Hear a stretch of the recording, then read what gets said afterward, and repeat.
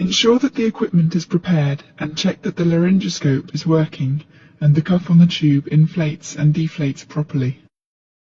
Pre-oxygenate the patient with bag and mask ventilation for up to 1 minute before attempting to intubate.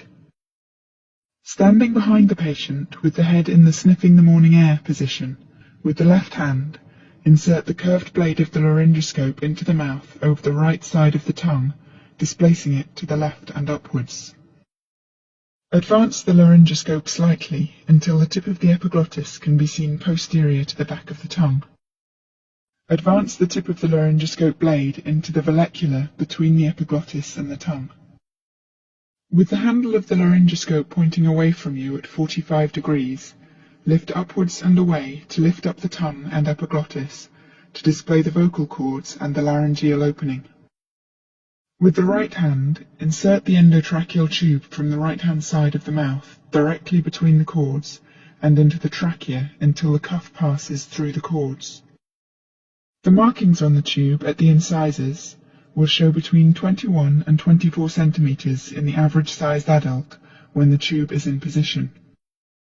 Remove the laryngoscope and inflate the cuff with approximately 15 mL of air to prevent air leaking during ventilation.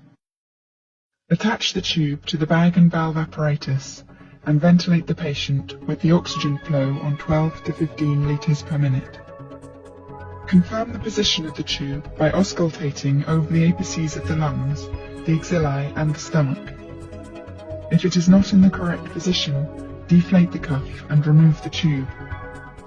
Resort back to bag and mask ventilation and repeat the intubation process from the beginning. If the tube is in too far, the right lung will be ventilated only via the right main bronchus. If this occurs, deflate the cuff and withdraw the tube 2 to 3 centimeters. Re-inflate the cuff and recheck the position. When the tube is in the correct position, tie it in place with cotton tape and attach the tube to the ventilating apparatus and ventilate the patient.